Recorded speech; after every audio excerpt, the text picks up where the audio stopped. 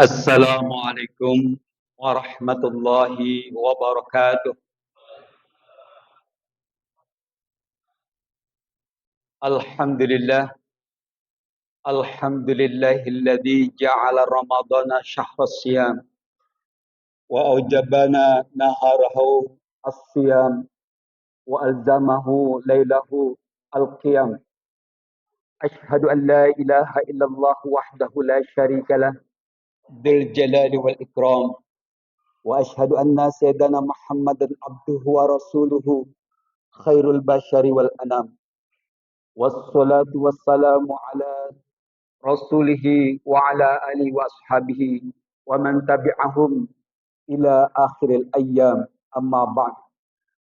Hadratul mukarramin, para alim, para ulama, para asatid yang senantiasa kami hormati, wabil khusus jajaran DKM Masjid Jami' Ar-Rahmah yang semoga senantiasa Allah berikan keberkahan, kesehatan, sehingga bisa memberikan berkhidmat bagi masjid tercinta ini.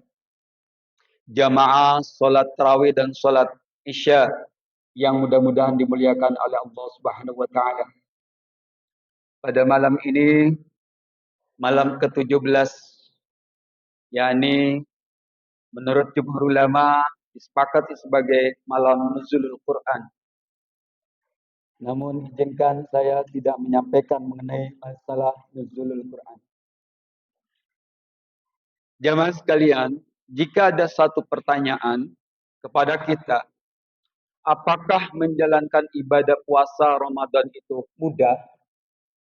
Jawabannya tentu akan beragam. Bahkan anak-anak SD bilang mudah. Karena mereka di usia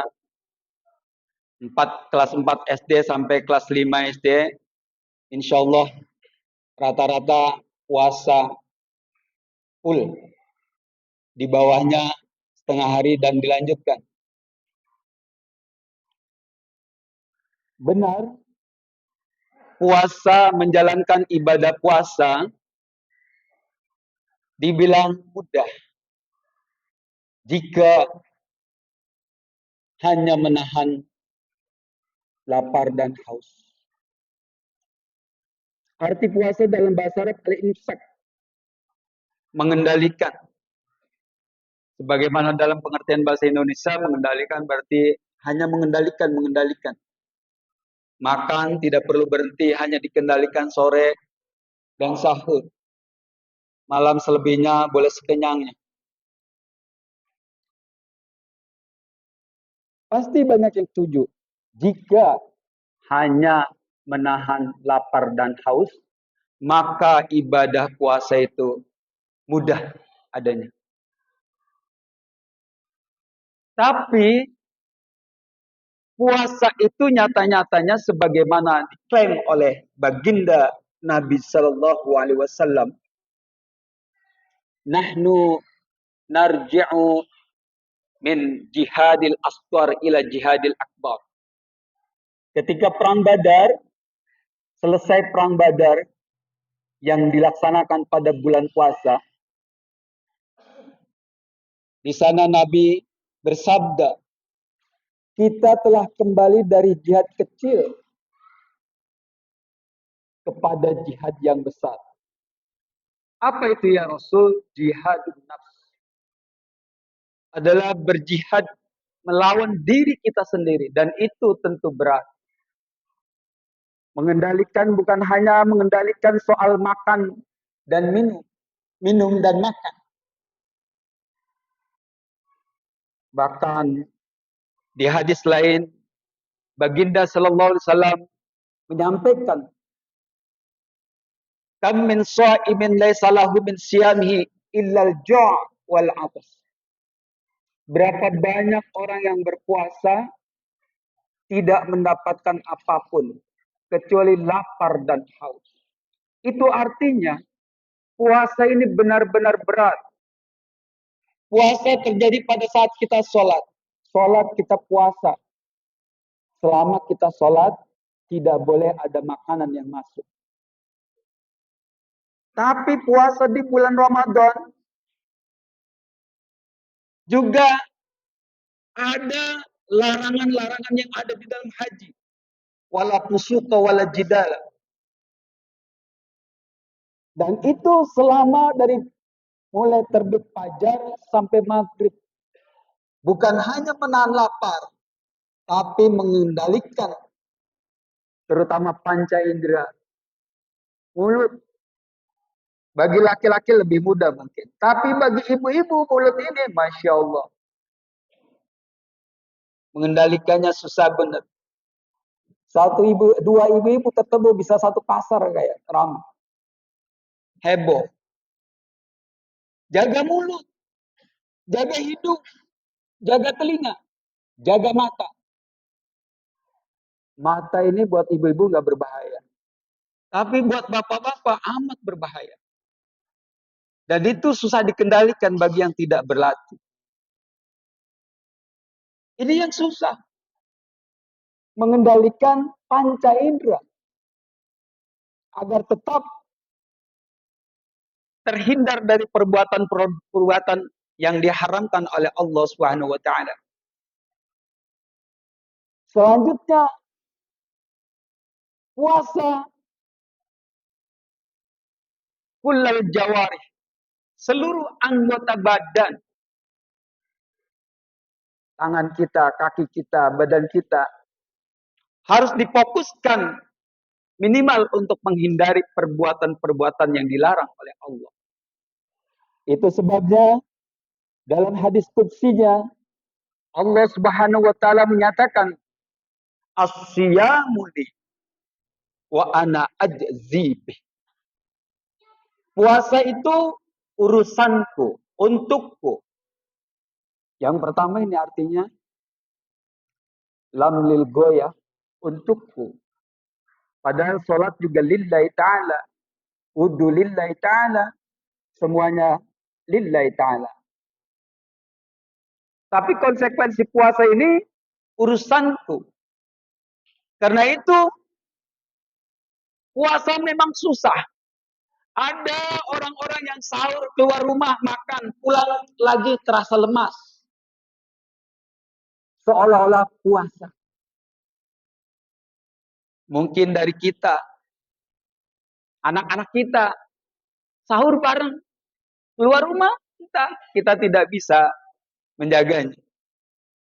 Pulang, seolah-olah masih puasa.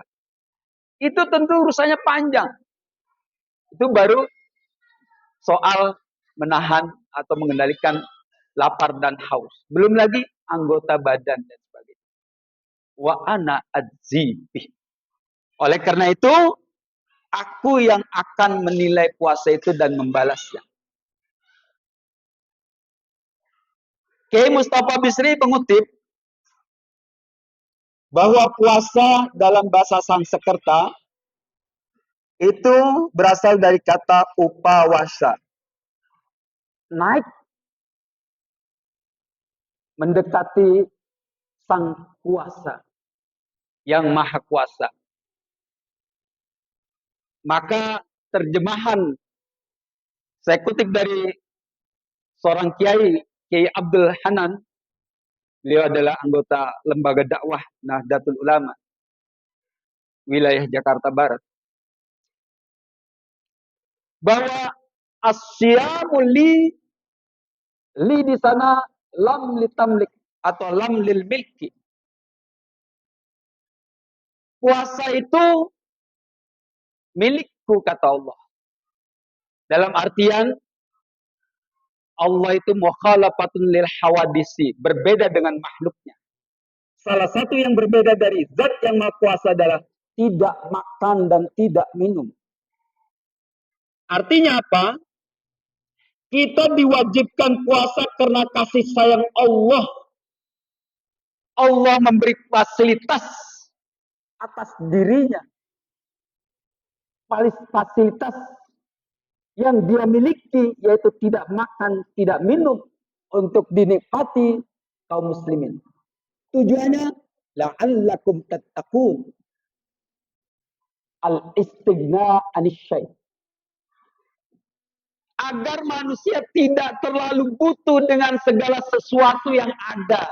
Ini pencapaiannya. Pencapaian tertinggi. Jadi kalau pertama tadi al-imsak mengendalikan. Berikutnya adalah al-istighna nisyai. Orang dengan puasa minimal tidak sarapan. Kalau tidak sarapan, tidak perlu pergi keluar masjid subuh. Artinya buru-buru gitu buat sarapan. Karena nggak sarapan.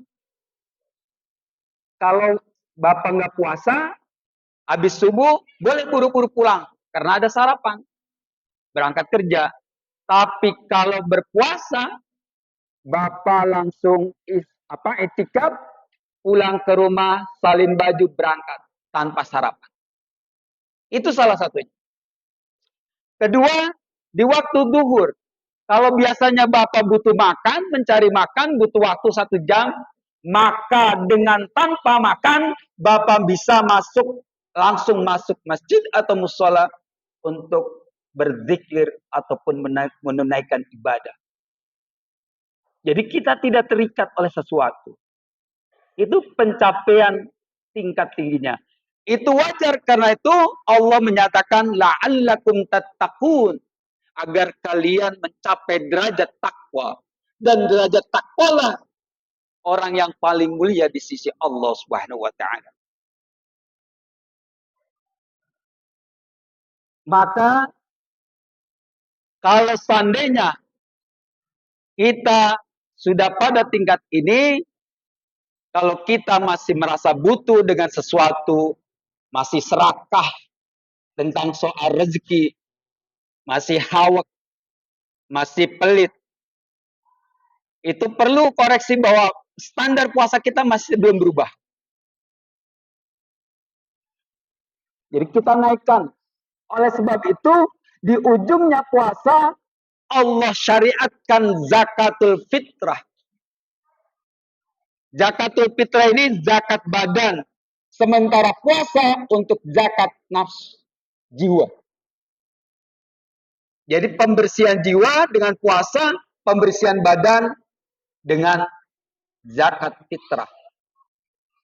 Nah, kalau ini sudah tercapai, jiwa bersih, badan bersih, kalau hartanya kotor, maka kembali kotor. Untuk itu, rangkaian berikutnya, setelah jiwa bersih, badan bersih, kita semua diwajibkan untuk menunaikan zakat mal bagi yang mampu memenuhi haul dan nisab. Demikian yang bisa saya sampaikan, kurang lebihnya mohon maaf. Akhirul kalam, wallahu muwaffiq ila aqwamit thoriq. Wassalamualaikum warahmatullahi wabarakatuh.